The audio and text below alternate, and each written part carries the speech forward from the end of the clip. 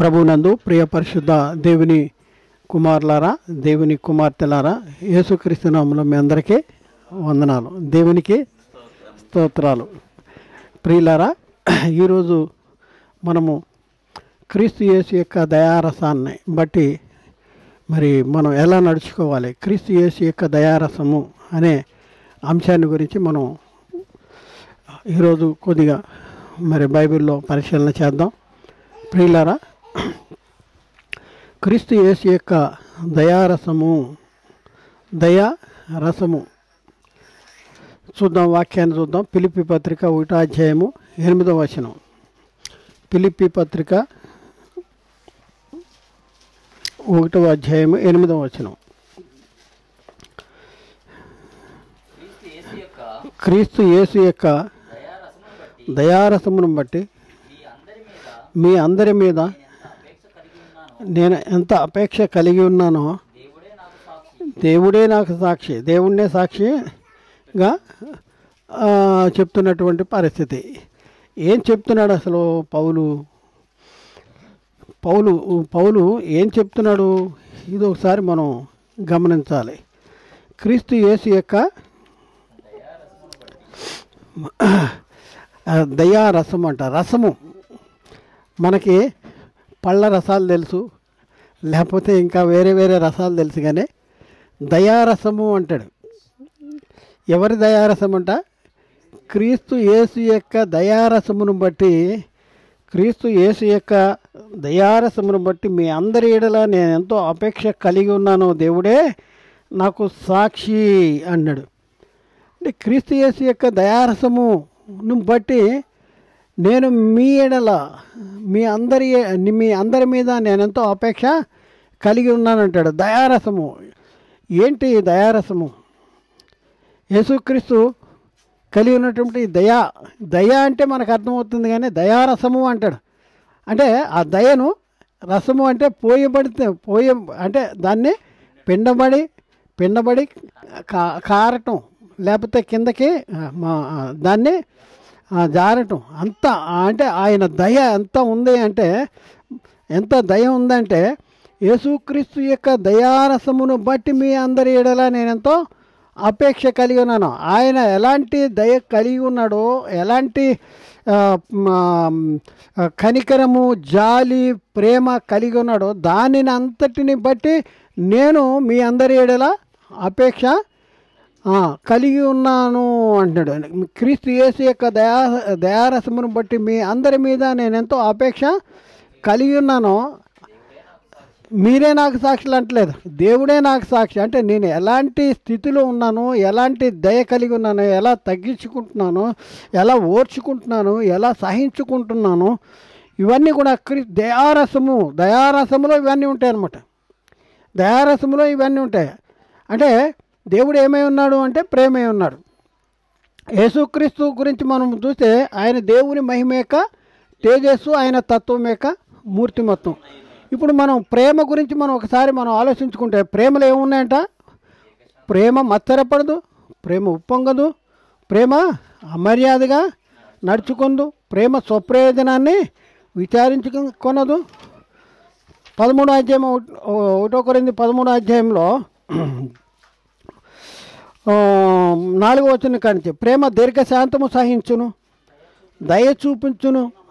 చూడండి, ప్రేమ దయ చూపిస్తుందంట, మత్సరపడదంట, డంబముగా ప్రవర్తించదంట, అది ఉప్పొంగదంట, అమర్యాదగా నడుచుకొనదు, స్వప్రయోజనాన్ని విచారించుకొనదు, త్వరగా కోపపడదు, అపకారమును మనసులో ఉంచుకొనదు, దుర్నీతి విషయమే సంతోషించక సత్యమునందు సంతోషించును అంటాడు. ప్రేమ అన్నింటినీ తాళును, అన్నింటినీ నమ్మును, అన్నింటినీ నిరీక్షించును, అన్నింటినీ ఓర్చును. చాలండి, ప్రేమ శాశ్వత కాలము ఉండును. క్రీస్తు యేసు యొక్క దయారసమును బట్టి అని చెప్తా ఉన్నాడు. ఏంటి యేసుక్రీస్తు కలిగి ఉన్న దయారసం ఏంటి? ఆయన పోయబడుతున్నటువంటి పరిస్థితి ఏంటి అనేసి మనం ఒకసారి ఆయన కలిగి ఉన్న దయ ఏంటి మన విషయంలో, ఇది మనం తెలుసుకోవాల్సిన అవసరం ఉంది. అసలు యేసుక్రీస్తు ఈ లోకానికి రావటం అనేది ఒక్కసారి మనం ఆలోచించుకుంటే ఇక్కడ మనం చూద్దాం చూడండి, ఎక్కడంటే తీతు పత్రిక 3వ అధ్యాయంలో 3 నుంచి 5 వచనాలు అక్కడ మనం చదివితే, తీతు పత్రిక 3వ అధ్యాయం 3 నుంచి 5 వచనాలు, ఎవరి దయ ప్రత్యక్షత యేసుక్రీస్తు. ఇది మనం చూద్దాం. ఎందుకనగా మనము కూడా మునుపు అవివేకులమును అవిధేయులమును మోసపోయిన వారమును నానా విధములైన దురాశలకును భోగములకును దాసులమై ఉండి దుష్టత్వమునందును అసూయ యందును కాలము గడుపుతూ అసహ్యులమై, ఎలాంటి పరిస్థితి అంటే ఒకరినొకడు ద్వేషించుతూ ఉంటిమి.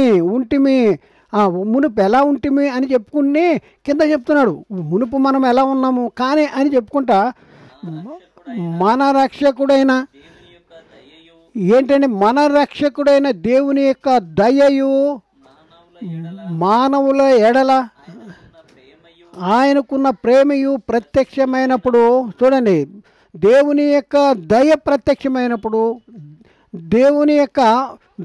మానవుల ఎడల ఆయనకున్న ప్రేమ ప్రత్యక్షమైనప్పుడు, మానవుల ఎడల ఆయనకున్న ప్రేమ ప్రత్యక్షత ఎవరు? యేసుక్రీస్తు. మన రక్షకుడైన దేవుని దయ ప్రత్యక్షమైందంటే ఎలా ప్రత్యక్షమైంది? ఎవరి ద్వారా ప్రత్యక్షమైంది? దేవుని దయను మనం చూడగలమా? ఎలా తెలుసుకోగలము అంటే యేసుక్రీస్తు ద్వారా తెలుసుకోగలం.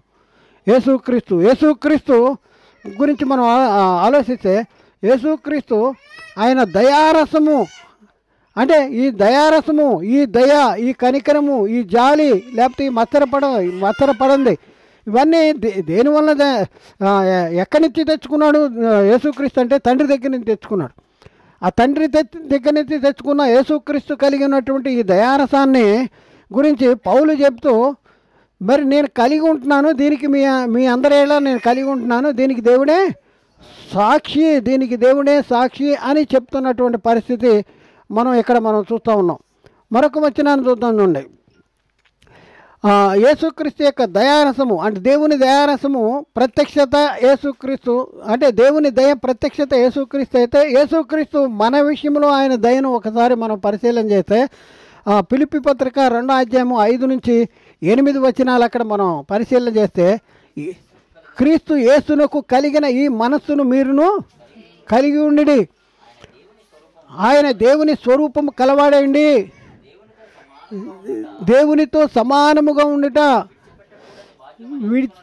చూడండి, ఆ దేవునితో సమానముగా ఉండుట విడిచిపెట్టకూడని భాగ్యమని ఎంచుకొనలేదు, కానీ మనుషుల పోలికగా పుట్టి దాసుని స్వరూపము ధరించుకొని తను తానే రిక్తునిగా చేసుకొనెను.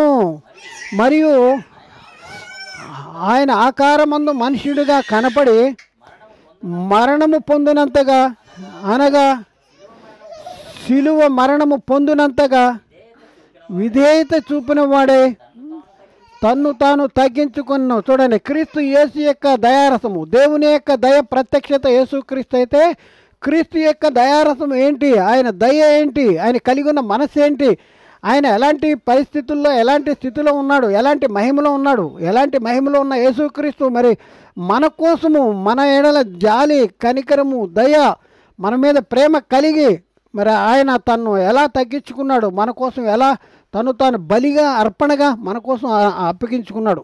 ఒక్కసారి మనం గమనించాలి. ఎఫెసీ పత్రిక 5వ అధ్యాయంలో 2వ వచనంలో మనం పరిశీలన చేస్తే, అక్కడ క్రీస్తు మిమ్మును ప్రేమించి పరిమళ వాసనగా ఉండుటకు మన కొరకు తాను దేవునికి అర్పణగాను బలిగాను అప్పగించుకొనెను.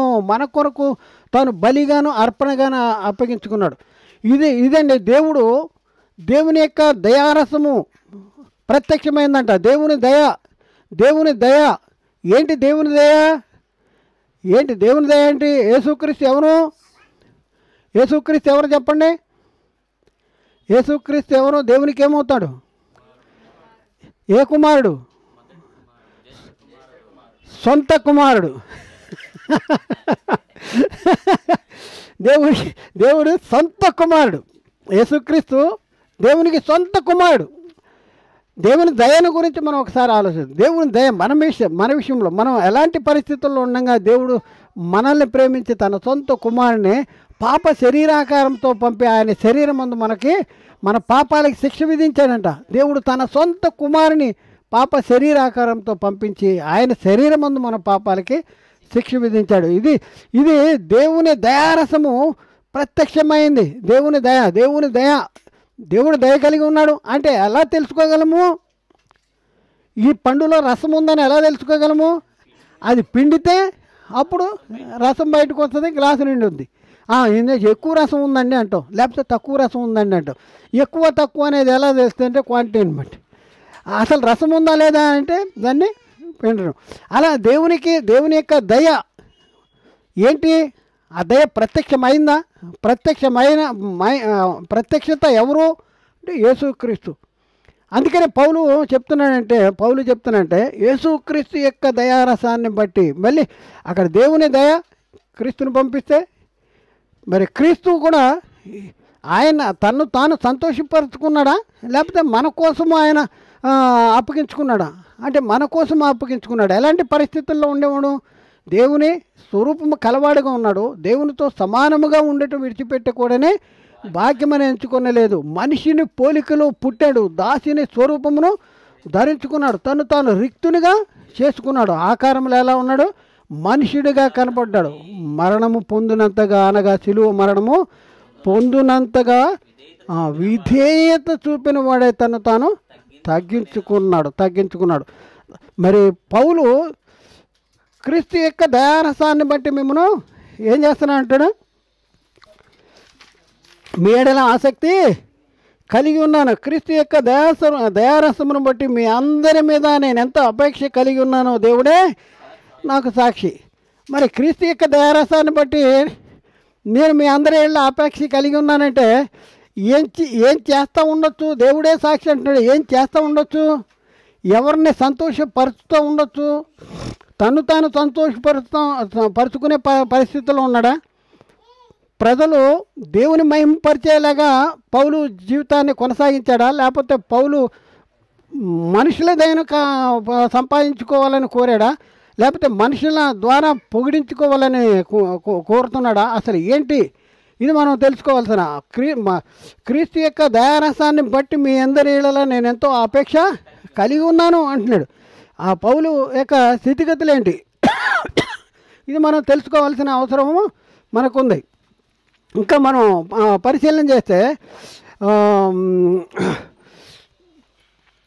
ఇక్కడ పౌలు చెప్తున్న మాట ఏంటంటే చూద్దాం చూడండి. ఎక్కడంటే హెబ్రీ పత్రిక 8వ అధ్యాయము 12వ వచనం. హెబ్రీ పత్రిక 8వ అధ్యాయము 12వ వచనం. నేను వారి దోషముల విషయమై దయగలిగి వారి పాపములను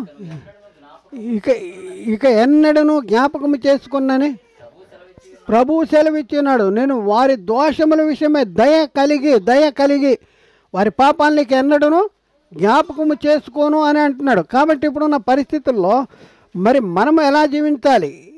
ఎలాంటి పరిస్థితుల్లో ఉండాలి? పౌలు ఎలా జీవిస్తూ ఉన్నాడు?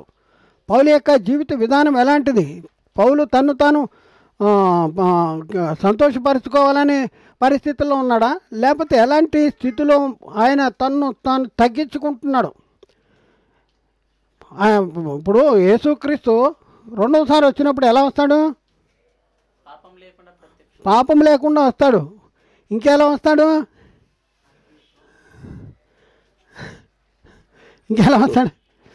ఇప్పుడేమో గొర్రె పిల్లలాగా వచ్చాడు.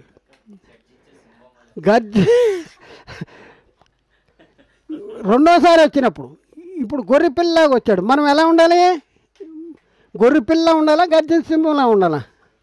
గొర్రె పిల్ల ఉండాలి మనం. ఎందుకంటే ఆయన వచ్చిన తర్వాత సంగతి ఆయన గొర్రె పిల్ల ఉన్నాడు కాబట్టి మనం గొర్రె పిల్ల వదకు సిద్ధపరచబడిన గొర్రె పిల్ల ఎలాంటి పరిస్థితుల్లో ఉందో అలా మనం ప్రజల దీవిస్తూ ఏ విధము చేతనైనా కొందరిని రక్షించాలని అందరికీ అన్ని విధములు వంటి వారినై మనము ఈ లోకంలో జీవించాలి. కానీ మనం మన మన ప్రియులు చాలామంది తెలవక సింహాలని గర్జించు సింహాలని పక్కన పెట్టుకుంటున్నారు. అటొక సింహము ఇటొక సింహము పక్కన పెట్టుకుని ఫోటోలు దిగుతున్నారు. ఈ గర్జించు సింహం ఇప్పుడు నువ్వు కాదు నాన్న, నువ్వు ఇప్పుడు ఎవరో గొర్రెపిల్లవు, నువ్వు వదకు సిద్ధపడిన గొర్రెపిల్లలా ఉండాలి. క్రీస్తు యొక్క దయారసం నీలో ఉట్టిపడాలి, క్షమించాలి, దయ కలగాలి, లోబడాలి, విధేయత చూపించాలి. యేసుక్రీస్తు చూడండి, పానార్పణముగా పోయబడినను అంటున్నాడు. ఇక్కడ పానార్పణముగా పోయబడినను అని పౌలు చెప్తున్నాడు. నేను పానార్పణముగా పోయబడినను. ఇక్కడ యేసుక్రీస్తు గురించి యేసుక్రీస్తు యొక్క దయారసాన్ని బట్టి అని చెప్తా ఉన్నాడు. కాబట్టి పౌలు ఎలాంటి జీవితాన్ని జీవించాడు? పౌలు ఎదుటి వారి ఎలాంటి జీవితాన్ని జీవించాడు? పులిలా ఉన్నాడా లేకపోతే ఎలా ఉన్నాడు? అసలు ఆయన యొక్క స్థితిగతులు మనం ఒకసారి పరిశీలన చేస్తే మనం సిగ్గుపడాల్సిన అవసరం ఉంది. ఏమీ రాదు వాడు ఏం చేస్తాడు? అజమాయిషీ చేస్తాడు, సేవలు చేయించుకుంటానికి ప్రయత్నం చేస్తాడు, నేనే అనేసి చెప్పడానికి ప్రయత్నం చేస్తాడు. ఎదుటోళ్ళని కించపరచడానికి, దూషించడానికి, తక్కువ చేయటానికి ప్రయత్నం చేసేటటువంటి పరిస్థితి ఉంది. కాబట్టి ఇక్కడ పౌలు ఎలాంటి పరిస్థితుల్లో ఉన్నాడు, మీ ఎడల నేను ఎలా నడుచుకున్నానని పౌలు చెప్తున్నాడు. ఒకసారి మనం చూద్దామండి. 1వ దశలోనికల్లో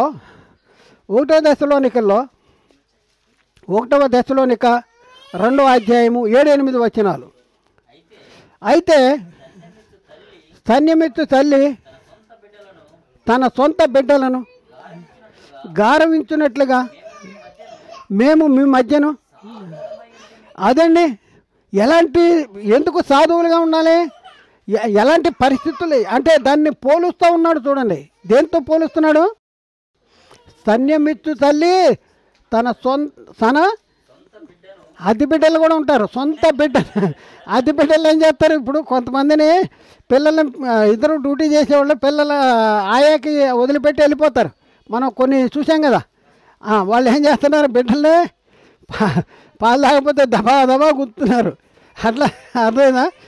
అట్లా కాదు, సొంత బిడ్డను ఎలా చూసుకుంటారు? అలా చూసుకున్న తల్లి, స్తన్యమిత్తు తల్లి. మళ్ళీ చూడండి, మళ్ళీ ఏ పరిస్థితుల్లో పెద్ద అయిన తర్వాత వినకపోతే గౌక్కును కొడతారు కదా, వినకపోతే గుద్దుతారు. అది అలా కాదు, చిన్నపిల్లల్ని గుద్దుతారా? స్తన్యమిచ్చే తల్లి చిన్నపిల్లల్ని పాలిస్తా గుద్దుద్దా? కొడతదా? కొట్టదు. అంటే అంత సున్నితంగా మీ ఎడల నేను నడుచుకున్నాను, మీ ఎడల నడుచుకున్నా. చూడండి, ఈరోజు అలాంటి పరిస్థితి ఏమైనా కనపడుతుందా మన దగ్గర? అలాంటి పరిస్థితి ఇప్పుడు మనం కనపడుతుందా? మన బోధకుల ఏళ్ళ మనం చూడగలుగుతున్నామా? ఎలాంటి పరిస్థితుల్లో ఉన్నారు ఈరోజు బోధకుల బాధ్యత ఏంటి? పౌలు చూడండి, తన బాధ్యతను గుర్తించాడు. దేవుడే సాక్షి అంటాడు, మీ ఎడల ఎలా నడుచుకున్నాను? క్రీస్తు యొక్క దయారసాన్ని బట్టి మీ ఎడల ఎంత అపేక్ష కలిగి ఉన్నానో అని చెప్తా ఉన్నాడు. మరి మన విషయంలో మనం ఆలోచిస్తే మనము ఇతరుల ఎడల ఎలాంటి స్థితి కలిగి ఉన్నాము, ఇలాంటి భావాన్ని కలిగి ఉన్నాము, ఎలా మనం వాళ్ళ ఎడల నడుచుకుంటున్నాము?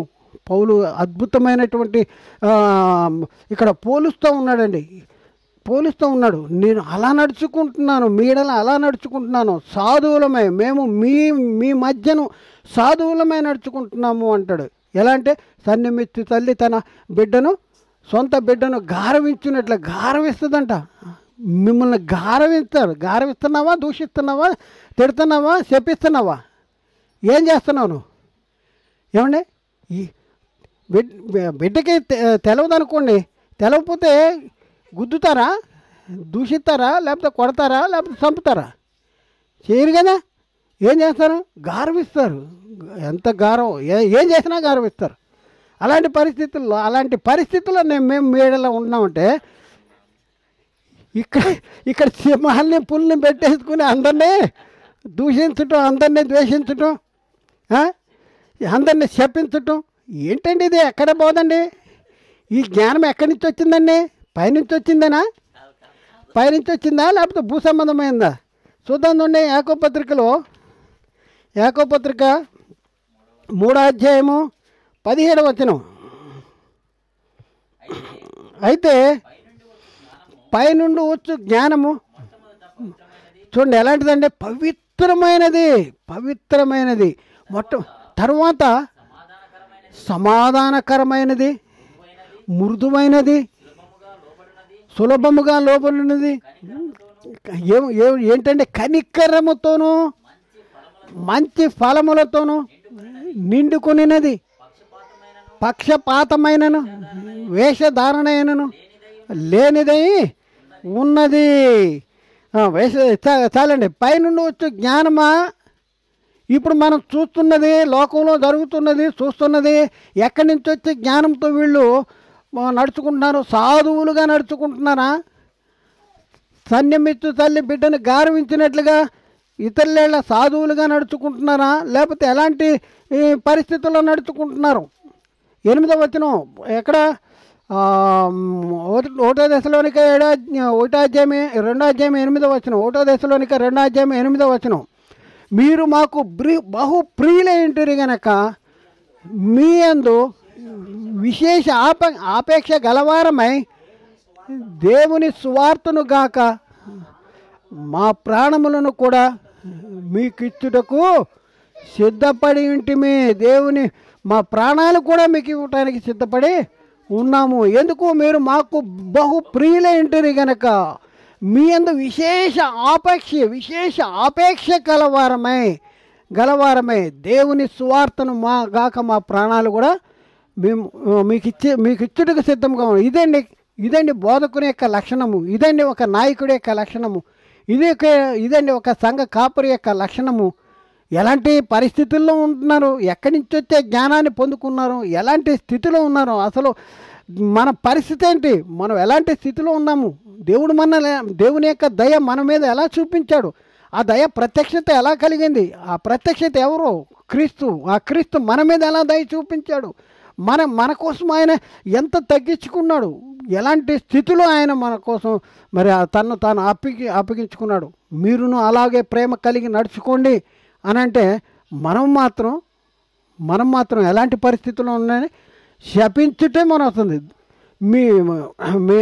మీ నోట ఆశీర్వాద వచనమే ఉచ్చరించండి, కానీ బూతులేనను ఈ శాపవచనం రాకూడదంటే వచ్చేదే అది వస్తుంటే మరి మన పరిస్థితి ఏంటి? మనం ఎక్కడున్నాం? పైనుండి వచ్చే జ్ఞానాన్ని పొందుకున్నామా? భూ సంబంధమైన జ్ఞానం మనం ఎవరి చేత ఆపరేట్ అవుతున్నాం? సాతాను మన ఆపరేట్ చేస్తున్నాడా ఏంటి? మనం తెలుసుకోవాల్సిన అవసరం మనకు ఉందండి. ఎంత తగ్గించుకుంటున్నాడు, ఎంత ప్రేమిస్తున్నాడు, ఎంత సహిస్తున్నాడు. పౌలు విషయంలో మా సువార్త కాదు, మా ప్రాణాలు కూడా మీకు ఇచ్చేస్తానికి సిద్ధంగా ఉన్నాం, ప్రాణాలు కూడా ఇచ్చేస్తానికి సిద్ధంగా ఉన్నాం. ఎంత ఇదిగా చెప్తున్నాడు. ఇదిగా చెప్తూ మీ ఏడల సాధువులుగా, మీ మధ్య సాధువులుగా ఉన్నాం. సాధువు అంటే ఏంటండి?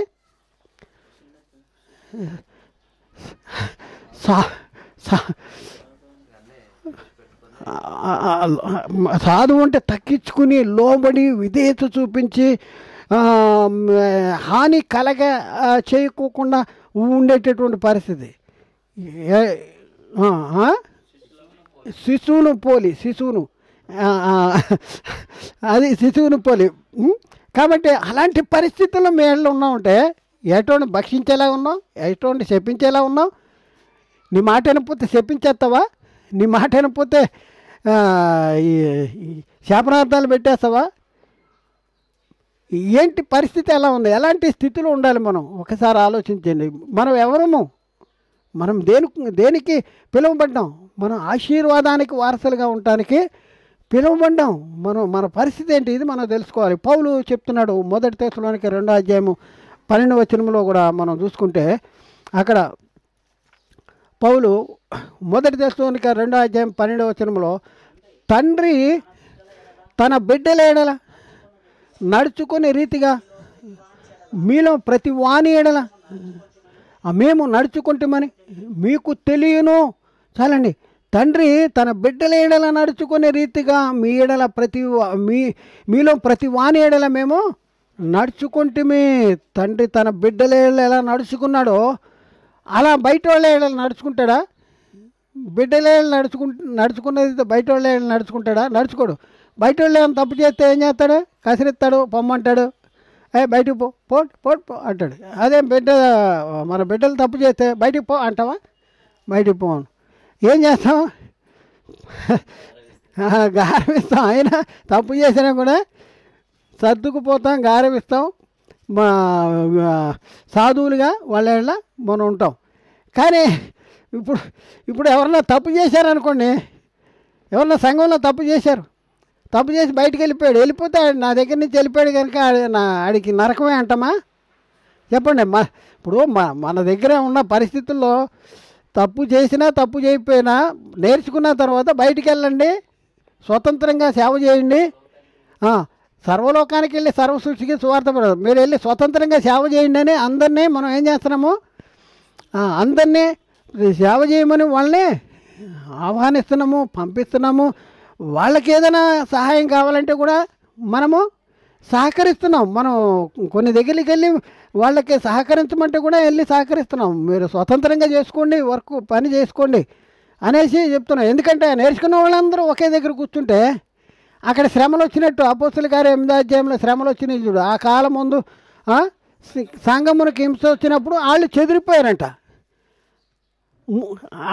హింస వచ్చి చెదిరిపోవటం కంటే ముందే కదా, హింస వచ్చి రాబట్టి చెదిరిపోయాడు. చెదిరిపోబట్టి పిలుపు సమరయ పట్టణంలో ఎంతోమందిని రక్షించగలిగాడు. కానీ ఇప్పుడు మనం దానికంటే ముందుగానే మనం నేర్చుకుని ఏం చేయాలి? ఇప్పుడు చూడండి, మనం స్కూల్కి వెళ్తాం కదా, స్కూల్కి వెళ్ళిన తర్వాత పిల్లోడు 1వ తరగతి పిల్లోడు నేర్చుకుంటాడు. 1 నుంచి 2కి వెళ్తాడా? 2 నుంచి 3కి వెళ్తాడు, 4కి వెళ్తాడు, 5కి వెళ్తాడు, ఇంజనీర్కి వెళ్తాడు, లేకపోతే ఇంకోటి వెళ్తాడు. వెళ్ళిన తర్వాత నువ్వు నేర్చుకున్నా కనుక ఇక్కడే ఉండిపోవాలి, నా ఎదురుగా కూర్చోవాలి అని అంటాడా? ఒకరోజు స్టూడెంట్గా జాయిన్ అయినాడు, మళ్ళీ ఇంకొక స్కూల్లో టీచర్గా అవుతాడు. ఇంకో దగ్గర ఒక కంపెనీలో పెద్ద ఇంజనీర్గా అవుతున్నాడు. కానీ మన దగ్గర ఈ సంఘంలో ఏంటంటే వీళ్ళు దూడల్ని పలుపుతో మెడకి పలుపు కట్టేసి దానికి దేనికదే గాలి కట్టేస్తారంట. అలా కట్టేసి నా దగ్గర ఉండాలి, నా దగ్గర లేకపోతే మీరు నా సంఘంలో లేకపోతే మీరు నరకమే. ఇదే సంఘంలో. ఎందుకంటే ఇక్కడే బాప్తిజం, ఇక్కడ నేర్చుకున్నాం, ఇక్కడ బాప్తిజం తీసుకున్నాం. పిలుపు నపుంసకుడి బాప్తిజం ఇచ్చాడా అండి? ఇస్తే మళ్ళీ ఇచ్చిన తర్వాత ఎప్పుడైనా కనపడ్డా? ఎప్పుడైనా వాళ్ళిద్దరు కలుసుకున్నారా? మరి చూడలేదు. అపోస్తల కార్యం 8వ అధ్యాయము 39వ వచనం. వారు నీళ్ల నుండి వెడలి వచ్చినప్పుడు ప్రభువు ఆత్మ పిలుపును కొనిపోయాను. నపుంసకుడు సంతోషించుతూ తన త్రోవను వెళ్ళాను. అతడు పిలుపును మరి అన్నడును చూడలేదు. నువ్వు చదివిందని గ్రహించగలుగుతున్నావు అంటే ఎవరైనా చెప్తే కానీ నాకు ఎలా తెలుస్తుంది అని చెప్తే, సరే దాన్ని బట్టి యేసుక్రీస్తుని గురించి వివరిస్తే, అదిగో నీళ్ళు నాకు బాప్తిజం ఇవ్వటానికి నీళ్ళకి ఆటంకం ఎవడు చేయగలడు అని చెప్తే, అప్పుడు వెంటనే ఏం చేశారు? ఇద్దరు నీళ్ళలో దిగారు, బాప్తిజం ఇచ్చారు, అయిపోయింది. అయ్యా నేను చెప్పాను కనుక నువ్వు రథం అది ఇది ఇక్కడ పెట్టేసి నా దగ్గరే ఉండు, నాకు శిష్యుడిగా ఉండు, నా దగ్గరే ఉండు అని అన్నాడా? లేదు. పౌలు కూడా ఏం చెప్తున్నాడు? ఆయన అనేక స్థలాలకి వెళ్ళి వాక్యాన్ని ప్రకటించిన తర్వాత వాళ్ళని ఎవరికి అప్పగిస్తున్నాడు?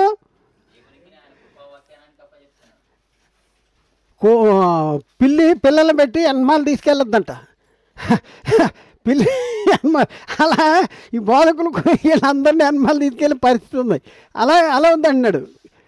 ఎవరికి అప్పగిస్తున్నాడంటే ఇప్పుడు దేవునికి ఆయన కృపావాక్యానికి మిమ్మల్ని అప్పగిస్తున్నాను, దేవునికి ఆయన కృపావాక్యానికి మిమ్మల్ని అప్పగిస్తున్నాను అంటాడు. ఇది ఈరోజు బోధకులు మనగా ఉన్నటువంటి మన బాధ్యత. నేర్చుకున్న వాళ్ళు మన దగ్గరికి వెళ్ళొద్దు. వాళ్ళు చెప్తుంటే వాళ్ళనే అని చేస్తానంట, అదిగో అని చేస్తానంటున్నాడు. చెప్తుంటే నా బొమ్మ లేకుండా నువ్వు చెప్పొద్దు అంటున్నాడంట ఒక ఆయన. నా బొమ్మే ఉండాలి పక్కన. ఇప్పుడు కొన్ని చేలల్లో కర్రవాలేసి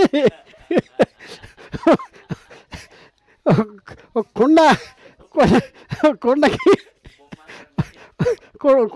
నోరు కళ్ళు అని పెట్టి అలా నా బొమ్మ లేకపోతే మీరు మీటింగ్ ఎలా పెట్టారు? నా బొమ్మ లేకుండా అని పిలు, ఈయన పిలు. ఏమంటే అలా ఇదేనా తండ్రి తన సొంత బిడ్డ ఎలా నడుచుకున్నాడు అలా నడుచుకునే పద్ధతి ఇదేనా? తల్లి తన సొంత బిడ్డ తన అయితే సన్నిమిత్తు తల్లి తన సొంత బిడ్డను గౌరవించినట్లు మీ మధ్య సాధువులమే నడుచుకు. ఇదేనండి సాధువులు. ఎక్కడండి క్రీస్తు ప్రేమ ఎక్కడ కనపడుతుంది? క్రీస్తు యొక్క దయారసం అనేది ఉందా? మొత్తం ఎండిపోయిందండి. కాయ ఎండిపోతే నీ ఇట్లా పిసికితే పొడి అయిపోద్ది కానీ రసం రాదు. మన పరిస్థితిలో అయిపోయింది. ఏం చేయాలి చెప్పండి? ఎట్లా ఉన్నారు? అందుకనే అండి ముందుకు రావట్లేదు. అందుకనే ఈ దయారసం అనేది తగ్గిపోయింది. దయారసం అనేది తగ్గిపోయింది. ఎంత క్రూరత్వం! పైనుండి వచ్చే జ్ఞానం కాదు ఇది. ద్వేషము, ఈర్ష్య, పగ, కుట్ర లోకంలో రాజకీయాల్లో జరుగుతున్న పరిస్థితి ఇప్పుడు సంఘంలో కూడా వచ్చేసిందండి. ఎలా? బై ప్రాక్టికల్ అండి. దేవుడు సాక్షి నాకు అని చెప్పగలవా నువ్వు? పౌలు చెప్తున్నాడు. ఎలా నడుచుకున్నానో దేవుడు సాక్షి. క్రీస్తు యొక్క దయారసాన్ని బట్టి మీ ఎడల ఎంత ఆపేక్ష కలిగి ఉన్నానో దేవుడే నాకు సాక్షి. మనం చెప్పగలమా? నువ్వు చెప్పగలవా? ఎవరు చెప్పగలరు? ఎలాంటి పరిస్థితుల్లో ఉన్నావు ఒకసారి ఆలోచన చేయండి. ఒకసారి ఎలాంటి పరిస్థితుల్లో ఉంది ఈరోజు క్రీస్తు సంఘంలో? సాతాను జ్వరబడిపోయింది. సాతాను జ్వరబడిపోయి అధికారాన్ని చెలాయిస్తానికి ప్రయత్నం చేస్తుంది. నాదే నేను తప్ప ఇంకెవడు లేడో, నేనే పుట్టాను, నేనే ఇచ్చేస్తున్నాను, నేనే తెచ్చాను, నాదే అనేటువంటి పరిస్థితి వచ్చేసింది సంఘంలో. ఇలాంటి పరిస్థితి ఒకప్పుడు ఏలియా ఇలాంటి పరిస్థితిని ఎదుర్కొన్నాడు. ఇలాంటి పరిస్థితి ఎదుర్కొని ఆయన చెప్తా ఉన్నాడు. రోమపత్రిక 11వ అధ్యాయంలో మనం చూస్తే ఏలియా గురించి మనం చూస్తే దేవుడు ఏలియాకి అక్కడ మంచి రోమపత్రిక 11వ అధ్యాయంలో 2వ వచనం కానించి కింద చదువుతుంది చూడండి. తాను ముందెరిగిన తన ప్రజలను దేవుడు విసర్జింపలేదు. ఏలియాను కూర్చిన భాగములో లేఖనమే చెప్పున్నది మీరు ఎరుగరా? ఏం చెప్తుందంటే లేఖనము చూడండి. ప్రభువా,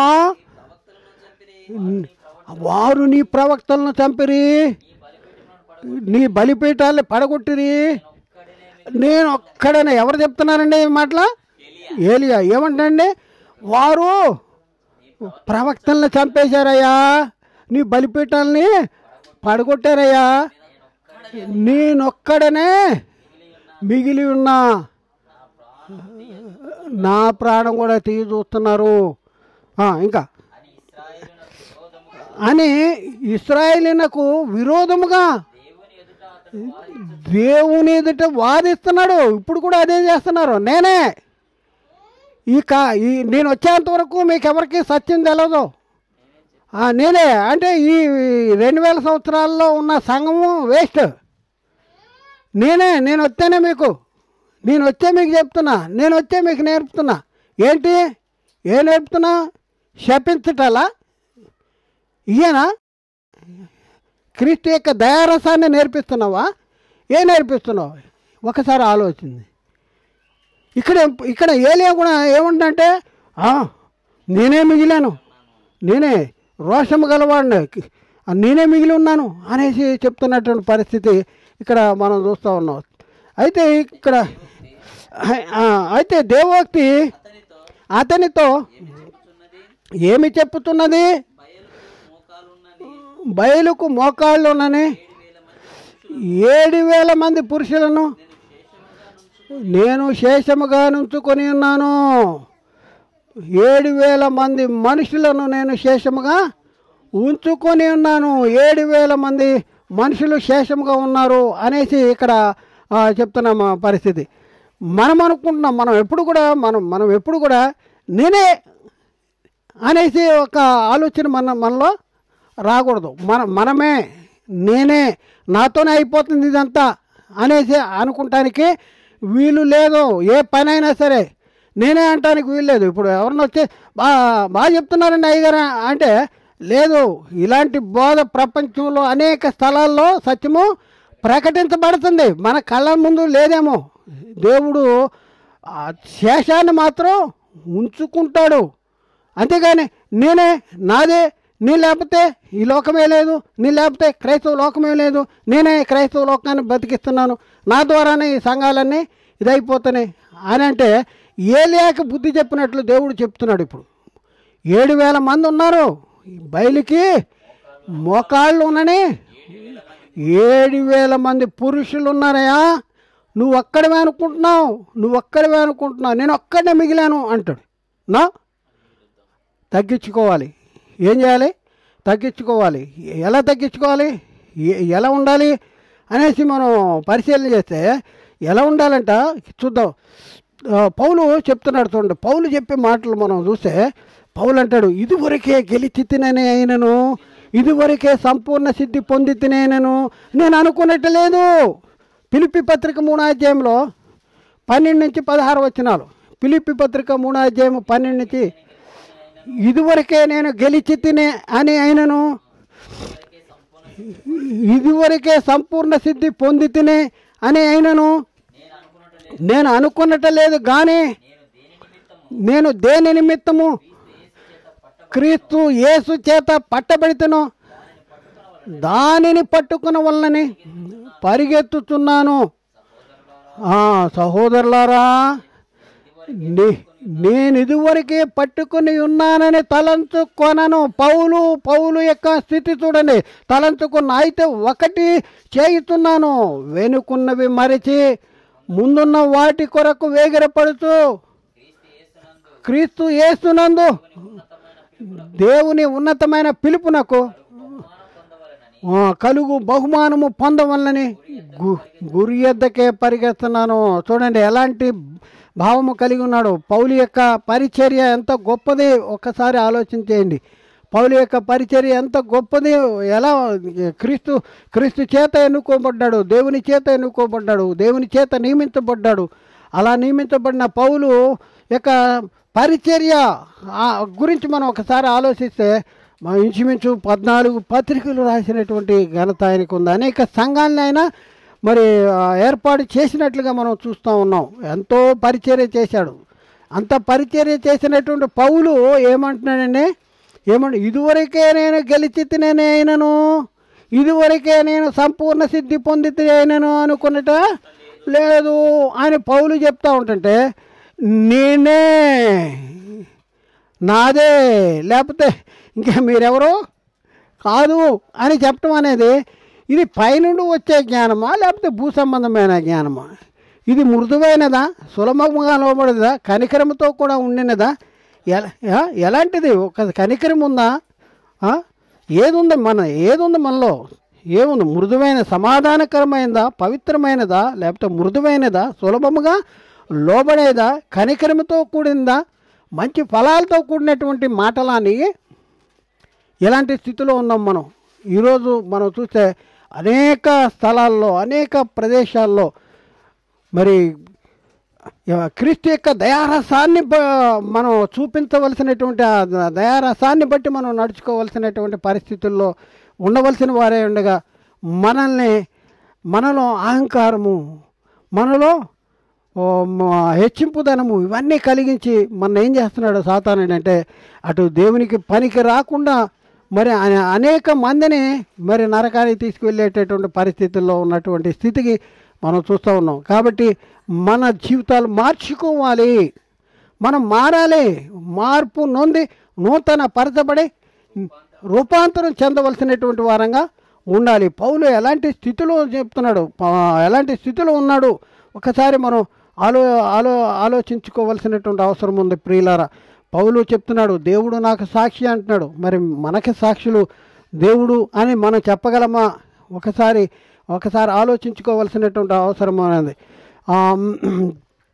పౌలు దేని యందు ఆశ్చర్యపడుతున్నాడు?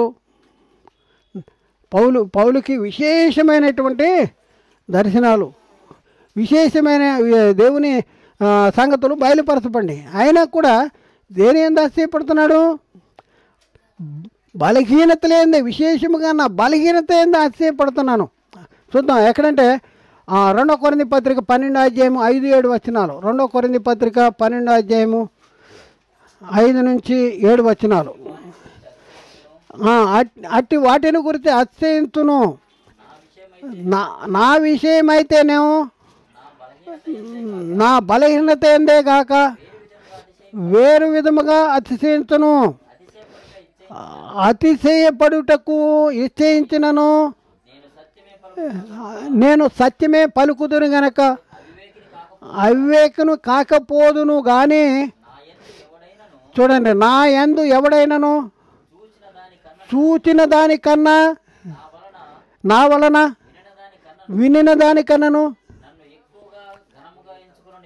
నన్ను ఎక్కువగా ఘనముగా ఎంచుకునేమో అని అతిశయించుట మానుకొనుతున్నాను. భజనగాళ్ళు ఎవరన్నా ఉంటారేమో అని,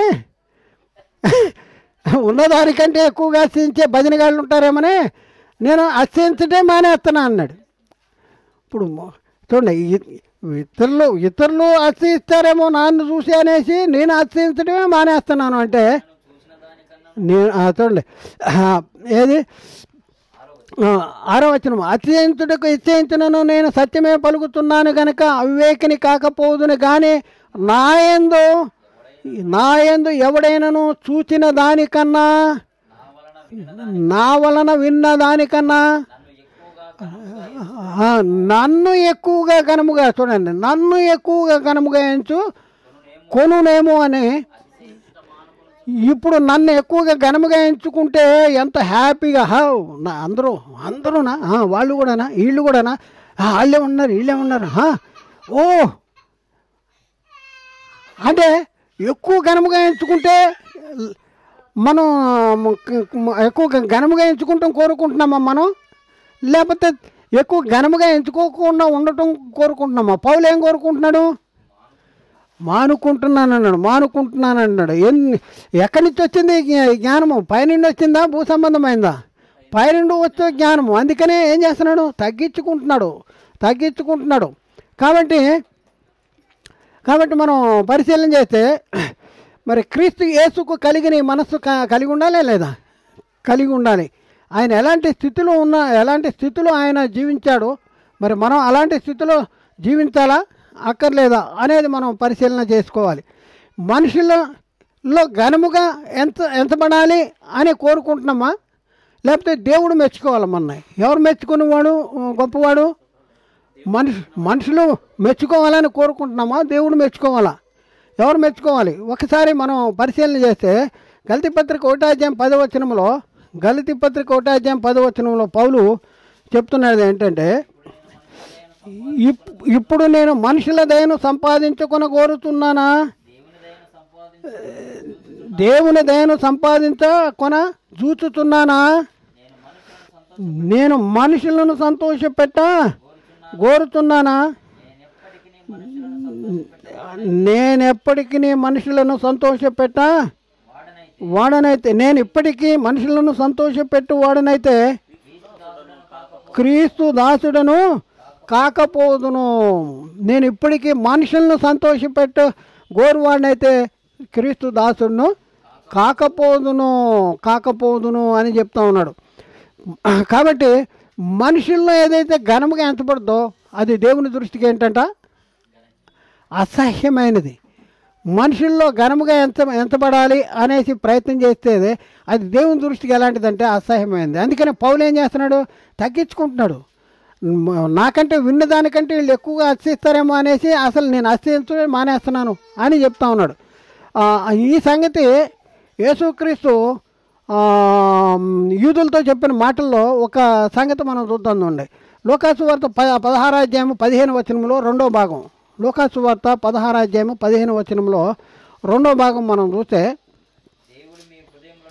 దేవుడు మీ హృదయములను ఎరుగును, మనుషులలో ఘనముగా ఎంచబడినది దేవుని దృష్టికి అసహ్యము. చూడండి, మనుషుల్లో ఘనముగా ఎంచబడాలని కోరుకుంటున్నామా ఏంటి? ఎలాంటి పరిస్థితి? మనుషుల దయను కోరుతున్నామా? ఎలాంటి పరిస్థితుల్లో ఉన్నాం? ఒకసారి ఆలోచించేయండి.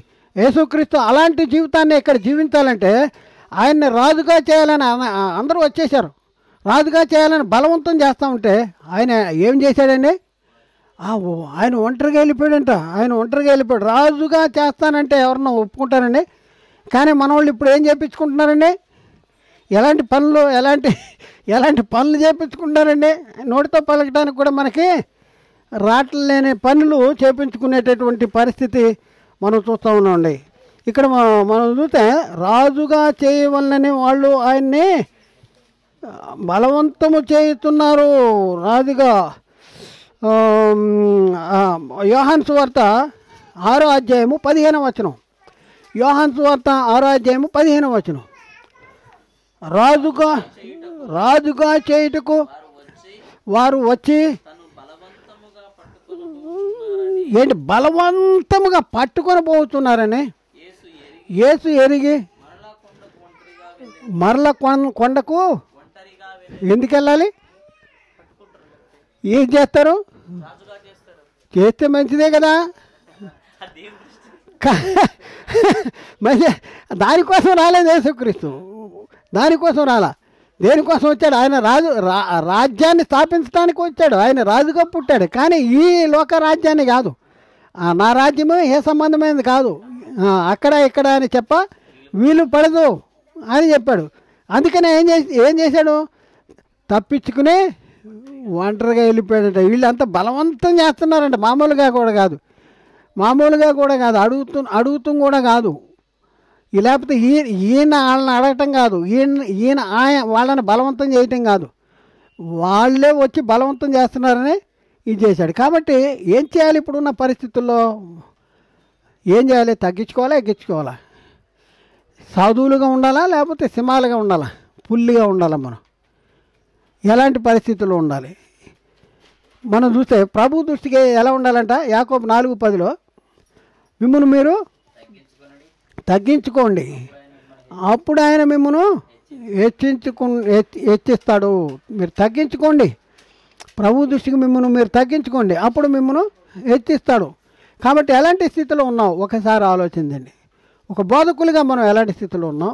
ఒక విశ్వాసిగా మనం ఎలాంటి స్థితిలో ఉన్నాం? సహోదరుల మనం ఎలా ఉన్నాం? బోధకుడు విశ్వాసి ఎలాంటి పరిస్థితిలో ఉన్నాడు? ఒక బోధకునికి మరొక బోధకునికి ఉన్న మధ్యలో ఉన్నటువంటి సంబంధం ఎలా కొనసాగుతుంది? ఒకసారి మనం తెలుసుకోవాల్సిన అవసరం ఉంది. ఇప్పుడున్న పరిస్థితుల్లో క్రీస్తు యొక్క దయారసము మనలో ఉట్టిపడాలండి. అది దేవుడే సాక్షి అని పౌలు చెప్తా ఉంటే మరి మన పరిస్థితి ఎలా ఉంది ఒకసారి ఆలోచించండి. ఎదుటి వాడిని మనం చూస్తే మనం ఏమనుకుంటున్నామండి? పక్కోడిని చూసామనుకోండి, పక్కోడిని చూడంగానే ఏమనుకుంటున్నాం? మనసులో నాకంటే చాలా బ్రదర్ బాగా చెప్తాడు, మంచోడు అని మనం భావిస్తున్నామా లేదా? అని అనుకుంటున్నామా లేదా? ఎలాంటి పరిస్థితిలో ఉంది? ఈ బ్రదర్ మంచోడు, ఈ సిస్టర్ మంచిది, నాకంటే మంచిది, నాకంటే గొప్పోడు అని మనం అనుకుంటున్నామా? లేకపోతే ఎలాంటి పరిస్థితుల్లో ఉన్నాం ఒకసారి? మీరందరూ డమ్మీలు, మీరందరూ కుక్క పిల్లలు, నా కుక్క పిల్లలు అలా అనుకుంటున్నామా? ఎలా అనుకోవాలి అసలు? మనం క్రీస్తు యొక్క దయారసాన్ని బట్టి మనం ఎలా అనుకోవాలి? ఒకళ్ళొకళ్ళు ఎలా ఉండాలి? ఘనంగా ఎంచుకుంటున్నామా, తక్కువగా ఎంచుకుంటున్నామా? ఎలాంటి స్థితిలో ఉండాలి? క్రీస్తు యొక్క దయారసాన్ని బట్టి మనం నడుచుకుంటే ఎలాంటి స్థితిలో ఉండాలి చూద్దాం. ఫిలిప్పీ పత్రిక 2వ అధ్యాయము 3వ వచనం. ఫిలిప్పీ పత్రిక 2వ అధ్యాయము 3వ వచనం. కక్ష చేతనైనను ఉదాతిశయము చేతనైనను ఏమీ చేయక వినయమైన మనసు గలవారై ఒకనికొకడు తనకంటే యోగ్యుడని ఎంచుచు మీలో ప్రతి వాడును చాలండి. ఒకనికొకడు తనకంటే యోగ్యుడని ఎంచుకొనొచ్చు. ఒకనికొకడు తనకంటే యోగ్యుడని ఎంచుకోవాలి. నాకంటే గొప్పవాడు, నాకంటే యోగ్యుడండి నా ఎలా ఉండాలి? అది ఎక్కడ ఇతరులకి చెప్పడం కాదు, మనసులో ఎంచుకోవాలి. మనసులో ఒకరికొకడు వృధాతిశయం చేతనను ఏమీ చేయక వినయ మనస్కులై గలవారే ఒకరికొకడు తనకంటే యోగ్యులుగా ఎంచుకోవాలి. కాబట్టి మరి ఎలాంటి పరిస్థితుల్లో ఉన్నాం? యోగ్యులుగా ఎంచుకుంటున్నామా లేదా? మనం యోగ్యులుగా ఎంచుకుంటున్నామా లేదా? ఎలాంటి పరిస్థితుల్లో ఉన్నాం? నా దగ్గర లేకపోతే వాళ్ళని శపించేస్తామేనా? నా దగ్గర ఎవరన్నా దూరం వెళ్ళిపోతే వాళ్ళని దూషించేస్తామేనా? లేకపోతే ఎలాంటి పరిస్థితుల్లో ఉన్నాం? క్రీస్తు యొక్క దయారసం ఎంతవరకు పనిచేస్తుంది నీ జీవితాల్లో? ఒకసారి మనం ఆలోచించుకోవాల్సిన అవసరం ఉంది. ఒకనేళ్ళ ఒకడు క్షేమాభివృద్ధి కలగజేసుకుంటున్నారా లేదా? క్షేమాభివృద్ధి కలగజేసుకోవాలి. సంఘం అనే శరీరంలో ఉన్నాం మనం అందరం కూడా సంఘం అనే శరీరంలో చేర్చబడ్డాం. యేసుక్రీస్తు నామంలో బాప్తిజం తీసుకున్న మనం అందరం కూడా ఆయన శరీరంలోనికి బాప్తిజం తీసుకున్నాం, సంఘంలో చేర్చబడినటువంటి మనము క్రీస్తు యొక్క సార్వత్రిక సంఘంలో చేర్చబడినటువంటి వాళ్ళం. ఏ వ్యక్తి కూడా వ్యక్తిగతంగా సార్వత్రిక సంఘము కాదు. ఏ సంస్థ కూడా సార్వత్రిక సంఘము కానే కాదు. సార్వత్రిక సంఘములో ఒక భాగము మాత్రం ఒక సంఘము ఉంది. ఈ సంఘమే సార్వత్రిక సంఘము కాదు. ఈ సార్వత్రిక సంఘములో ఇదొక భాగము. ఈ శరీరమే, ఈ చెయ్యే శరీరం కాదు. ఈ శరీరంలో చెయ్యి ఒక భాగము. అంతేగానే నేనే శరీరాన్ని అంటదా? శరీరంలో ఒక భాగము. కాబట్టి మనం ఈ ఒకరికొకడు ఏం చేసుకోవాలి చెప్పండి? ఒకరికొకడు క్షేమాభివృద్ధి కలగజేసుకోవాలి. చూద్దాం చూడండి. 1 తెస్సలోనిక 5వ అధ్యాయము 11వ వచనం. కాబట్టి మీరిప్పుడు చేయుచున్నట్లుగానే ఒకరినొకడు ఆదరించి ఒకరినొకడు ఏం చేయాలి? క్షేమాభివృద్ధి ఆదరించే స్వభావం ఉందా మనలో? ఒకరికొకడు క్షేమాభివృద్ధి కలగజేసుకునే స్వభావం ఉందా మనలో? మనం క్రీస్తు శరీరంలో భాగమైతే మన జీవితాల్లో ఏం జరుగుద్ది? క్రీస్తును శిరస్సుగా మనం కలిగి ఉన్నామా? క్రీస్తు మనకి శిరస్సుగా ఉన్నాడా లేడా? కొలసీ పత్రిక 2వ అధ్యాయము 18వ వచనము 19వ వచనం. కొలసీ పత్రిక 2వ అధ్యాయము 18, 19 వచనాలు. కొలసీ పత్రిక 2వ అధ్యాయము 18, 19 వచనాలు.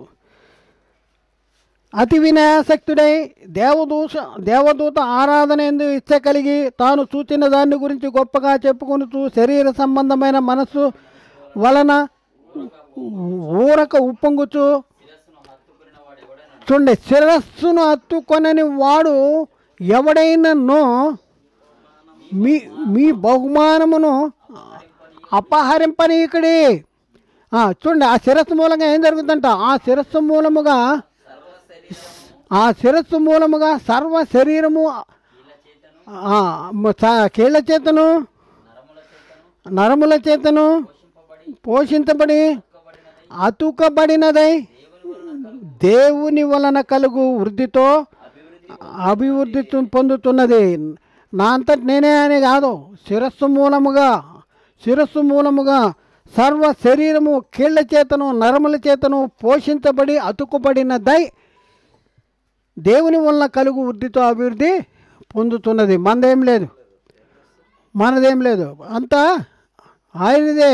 అంతా మన శరీరంలో చేర్చబడ్డాం. మనకి శిరస్సు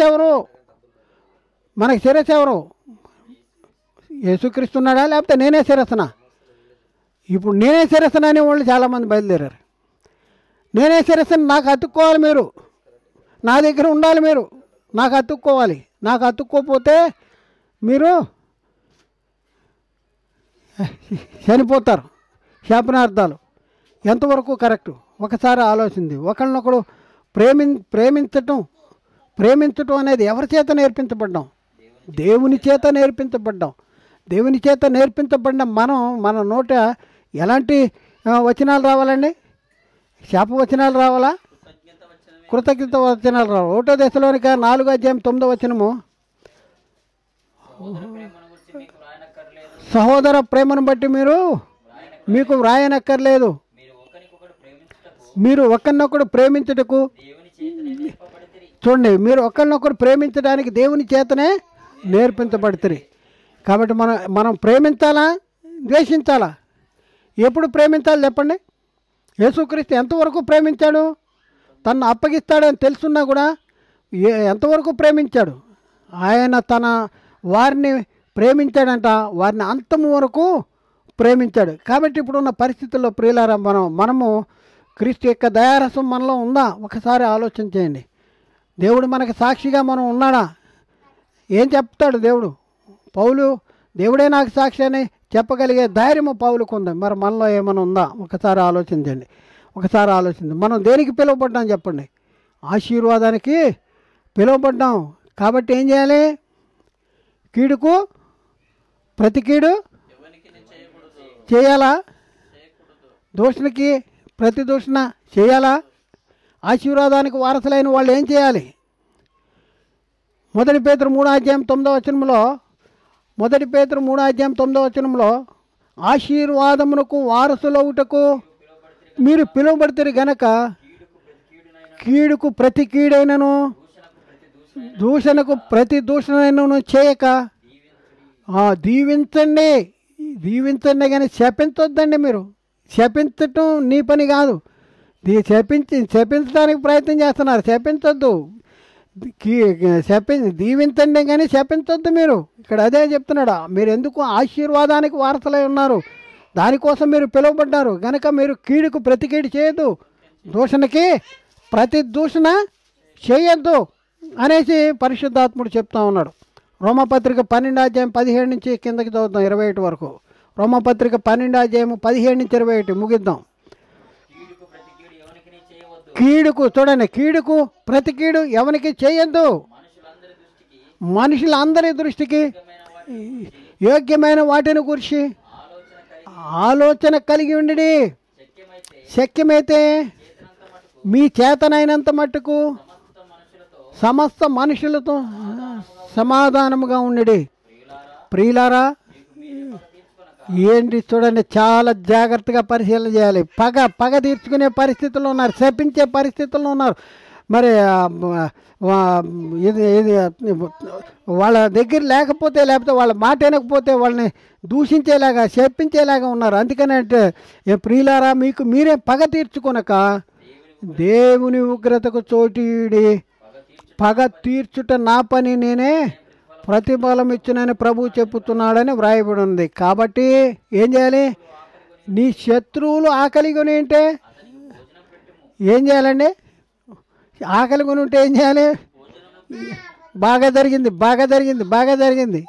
నా దగ్గర నుంచి వెళ్ళిపోయే కదా, భలే జరిగింది. ఎవడైనా నా దగ్గర నుంచి వెళ్తే అది అలా జరిగిపోద్ది. ఇదేనా చెప్పేది? నువ్వు బోధకుడువా? నువ్వు క్రీస్తు దయారసం ఉందా నీ దగ్గర? పైనుండి వచ్చే జ్ఞానాన్ని పొందేవా? ఏం చేస్తున్నావు? ఒకసారి ఆలోచన చేయండి.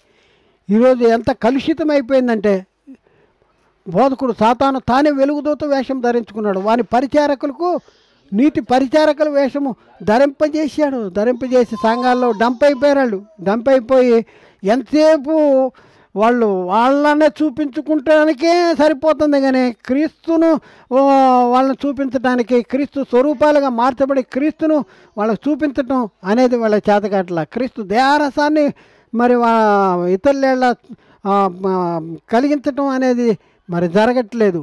కాబట్టి నీ శత్రువు ఆకలి కొని ఉంటే అతనికి భోజనము పెట్టుము, దప్పిక కొని ఉంటే దాహమునికిము.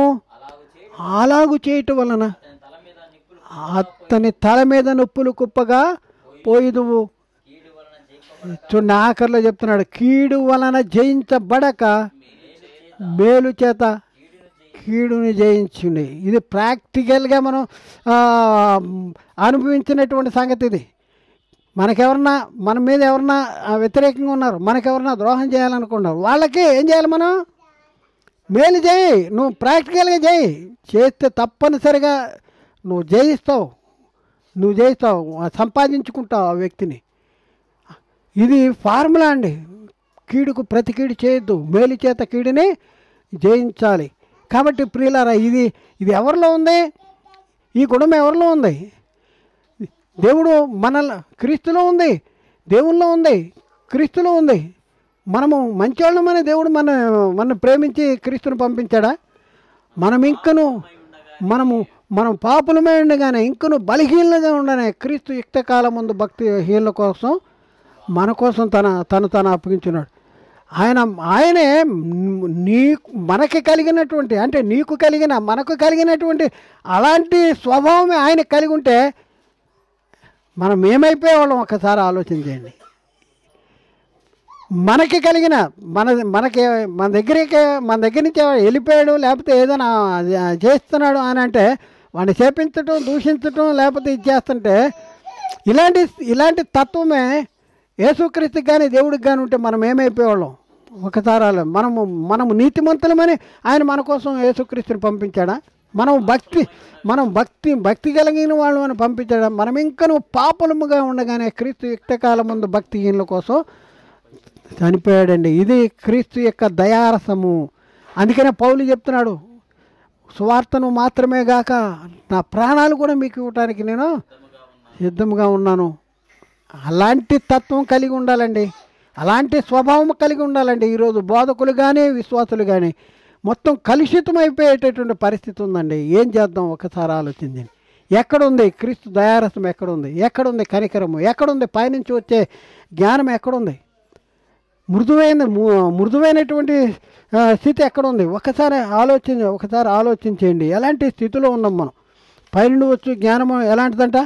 మొట్టమొదట పవిత్రమైనది, కనికరముతో కూడినది, సులభముగా. చూడండి యాకోబు పత్రిక 3వ అధ్యాయంలో 17వ వచనం 15. మొట్టమొదట పవిత్రమైనది, పవిత్రత, తర్వాత సమాధానకరమైనది, మృదువు, సులభముగా లోబడినది, కనికరముతోనూ మంచి ఫలములతోనూ నిండుకొని ఉన్నది, పక్షపాతమైనను వేషధారణైనను లేనిదే ఉన్నది. ఇదండి పైనుంచి వచ్చే జ్ఞానాన్ని మనం పొందుకోవాలండి. కాబట్టి ఆలోచించండి ప్రియులారా, ఈరోజు మనం మారవలసిన వారంగా ఉన్నాం. మనము మారవలసిన వారంగా ఉన్నాం. మనలో క్రీస్తు యొక్క దయారసము కావాలి. మరి పౌలు చెప్తున్నట్టు క్రీస్తు యొక్క దయారసాన్ని బట్టి మీడల నేను ఆసక్తి కలిగి ఉన్నాను. మరి ఎంతమంది ఇలాంటి ఆసక్తి కలిగి ఉన్నారు? ఒక్కసారి ఆలోచించండి. ఒకసారి మనం పరిశీలన చేయండి. మన స్థితిని మార్చుకుందామా? ఒకసారి అలాంటి పరిస్థితులు లేకపోతే మన స్థితిని మార్చుకుందామా? లేకపోతే హృదయాన్ని కఠినం చేద్దామా? వాత వేయబడినటువంటి మనస్సాక్షి కలిగిన వారంగా ఉండి మాటికి చేసిన తప్పే మనం చేస్తానికి ప్రయత్నం చేద్దామా? వాక్యాన్ని బట్టి మన జీవితాలు మార్చుకుందామా? ఒకసారి ఆలోచించవలసిన అవసరం ఉంది. మన హృదయాల మీద మనం గుండెల మీద చేసి మనం ఏ స్థితిలో ఉన్నాము ఒకసారి గ్రహించండి, ఆలోచించండి. ఎవరిని వ్యక్తిగతంగా ఉద్దేశించి చెప్పేది కాదు, ఒక సంఘపరంగా సంస్థపరంగా చెప్పినటువంటి సంగతులు కాదు. బైబిల్ చెప్పడానికి ప్రయత్నం చేస్తున్నాం, బైబిల్లో ఉన్న సంగతులు చెప్పడానికి ప్రయత్నం చేస్తున్నాం. కాబట్టి ఆలోచించండి. సంఘ పరిస్థితి ఎలా ఉంది? ఈరోజు సంఘంలో ఉన్నటువంటి పరిస్థితి, బోధకులారా ఎలా ఉన్నాం, విశ్వాసులారా ఎలా ఉన్నాం? మనం పరిశీలన చేయాలి, మనం పరిశీలన చేయాలి. మీరు విశ్వాసం గలవారై ఉన్నారో లేరో మిమ్మల్ని మీరే పరీక్షించుకోండి, మిమ్మల్ని మీరే పరిశోధించుకోండి. మీరు భ్రష్టులు కాని ఎడల యేసుక్రీస్తు మీ యందు ఉన్నాడని మిమ్మల్ని మీరే ఎరగరా. ఇది మనకే తెలుసు. వాక్యమనే అద్దం దగ్గరికి వచ్చినప్పుడు మన సహజ ముఖాన్ని అద్దంలో ఎలా చూసుకుంటామో, వాక్యం దగ్గరికి వచ్చినప్పుడు మన సహజ స్థితి, మన హృదయము అంతరంగ స్థితిని ఈ వాక్యం ద్వారా మనకు తెలుస్తుంది. తెలిసినప్పుడు మన జీవితాలు మార్చుకుంటానికి ప్రయత్నం చేయాలి. కానీ మాకు వ్యతిరేకంగా చెప్తున్నాడు, మా గురించి చెప్తున్నాడు అనేటటువంటి ఆలోచన తగనిది. కాబట్టి అలాంటి ఆలోచన పెట్టుకోబోకండి. ఎవరైనా మరి ఈ క్రీస్తు యొక్క దయారసాన్ని బట్టి జీవించకపోతే, పైనుండి వచ్చు జ్ఞానాన్ని బట్టి నడుచుకోకపోతే, ఈ రోజే మనం మార్చుకుందాం, మన జీవితాలను మార్చుకుందాం. మనం ప్రార్థన చేసుకుందాం, తండ్రి నా జీవితాన్ని మార్చు, నేను మారాలని అనుకుంటున్నా అనేది ప్రతి ఒక్కరూ హృదయంలో ప్రార్థన చేసుకోవాల్సిన అవసరం ఉంది. మారుదాం ప్రియులారా, మారుదాం. అలాంటి ఒక క్రీస్తు వచ్చి మరి యావత్ ప్రపంచాన్ని మార్చినప్పుడు ఇంతమంది క్రైస్తవులుగా మనం జీవిస్తూ మరి ఎవరిని మార్చలేకపోతున్నాం. ఎందుకంటే మనము మారలేదు ముందు. కాబట్టి ముందు మనం మారుదాం, ఆ తర్వాత లోకాన్ని మారుద్దాం. మరి దేవుడు మాట్లాడిన ప్రతి మాట ప్రతి ఒక్క హృదయంలో నీరుగట్టి ఫలింపు చేయనుగా. ఆమేన్.